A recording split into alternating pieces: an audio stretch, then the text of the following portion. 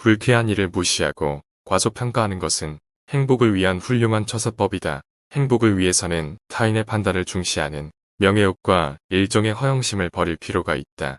허영심은 사람을 수다스럽게 하고 자존심은 사람을 침묵하게 한다. 한 사람의 천성은 결코 쉽게 변하지 않는다. 지나치게 관대하고 다정하면 상대방은 무례해진다. 인간은 자신을 찬양하는 사람보다 자신을 경멸하는 사람에게 더 신경을 쓴다.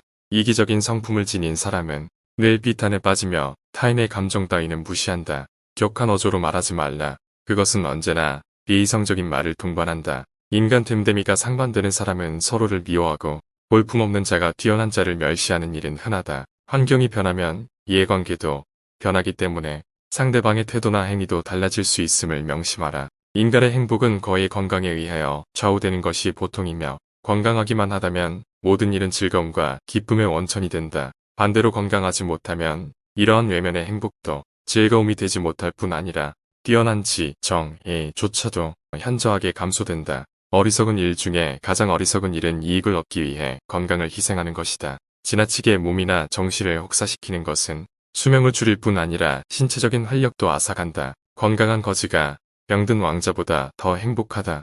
행복은 쾌활함의 정도에 비례해서 커지고 쾌활함은 육체와 정신적인 건강에 좌우된다. 나무가 튼튼해지기 위해서는 바람이 필요하듯 인간이 건강해지기 위해서는 운동이 필요하다. 최상의 보물은 명랑한 표정과 쾌활한 마음이다. 행복의 90%는 건강에 달려있다.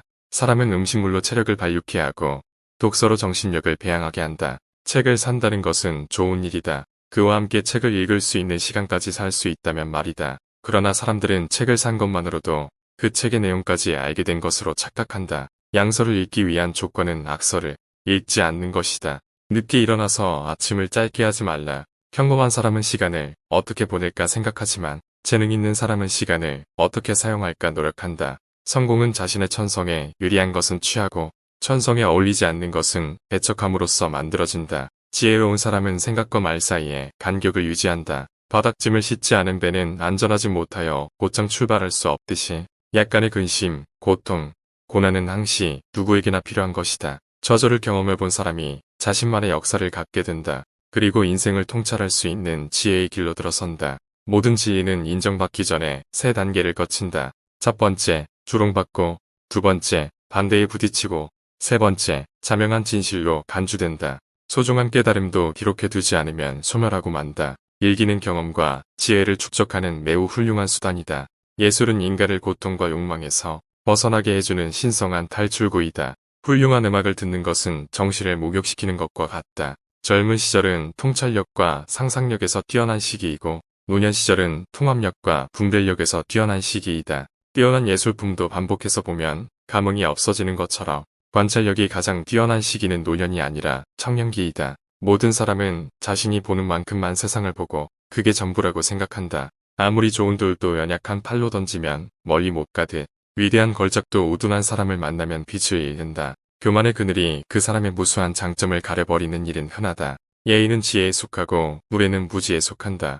흘러가는 시간은 권태에 사로잡힌 자들을 벌한다. 악한 생각과 무의미한 노력은 그 사람의 얼굴에 드러나게 되어 있다. 마음이 빈약한 사람들은 재물로 남을 앞서려고 한다. 자신의 성격이 자신이 가진 소유물보다 행복에 더 큰 영향을 끼치지만 사람들은 마음을 수양하기보다는 재산을 늘리려고 애쓴다. 부는 바닷물과 같다.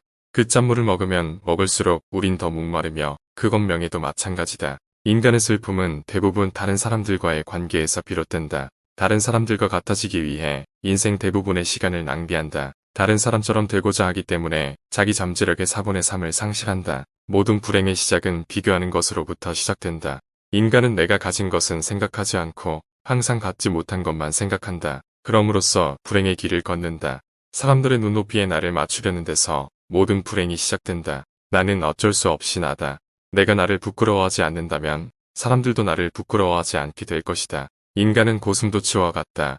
너무 가까이 하면 가시에 찔리고 너무 멀리하면 추워진다. 떨어져 있을 때의 추위와 붙으면 가시에 찔리는 아픔 사이를 반복하다가 결국 우리는 적당한 거리를 유지하는 법을 배우게 된다. 괴로운 일에 부딪혔을 때 우선 감사할 가치가 있는 것을 찾아서 그것에 충분히 감사하라. 그러면 마음에 평온함이 찾아오고 기분이 가라앉으며 어려운 일도 견디기 쉽다. 세계는 곧 나의 인식의 반영이다. 인간의 행복과 불행은 무엇으로 자신의 마음을 가득 채우느냐에 달려있다. 인간은 혼자 있음을 통해서 자기 자신을 알게 되고 혼자 있을 때 진정한 자신이 될 수 있다. 한 인간이 고독을 소중하게 생각하지 않으면 자유의 소중함도 모를 것이다. 왜냐하면 인간은 진정 혼자 있을 때만 자유롭기 때문이다. 타인 혹은 세상의 많은 것을 기대해서는 안 된다. 다른 사람에게서 무엇을 더 얻으려 하는가? 결국 인간은 누구나 혼자다. 중요한 것은 혼자 있을 때 그가 어떤 사람인가 하는 것이다. 괴테가 말했듯 모든 것에 있어서 결국 인간은 자기 자신에게서 구해야 한다. 인간은 자신이 행복할 때는 행복하다는 것을 느끼지 못하지만 불행해져야 그때가 행복했다는 것을 깨닫는다. 그것은 나에게 현재의 행복이란 없고 행복은 과거의 기억으로만 존재한다는 얘기다.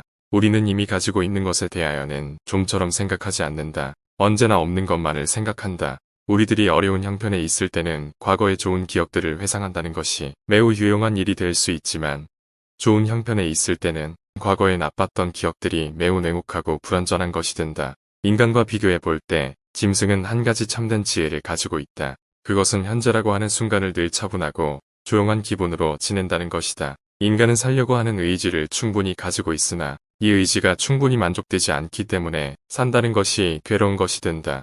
용기란 우리들 인간이 행복을 누리는 데 있어서 하나의 중요한 구실을 하는 요소이다. 인생의 첫 40년은 본문이고 나머지 30년은 추석이다. 선입견과 편견은 진실을 방해하는 주범이다. 중요한 사상을 누구나 이해할 수 있도록 표현하는 것만큼 어려운 일도 없다. 인간은 돈을 빌려주지 않는 것 때문에 친구를 잃고 돈을 빌려주는 것 때문에도 친구를 잃는다. 젊어서 너무 큰 야망을 설계하는 것은 불행을 이곳저곳에 매복시키는 일이다.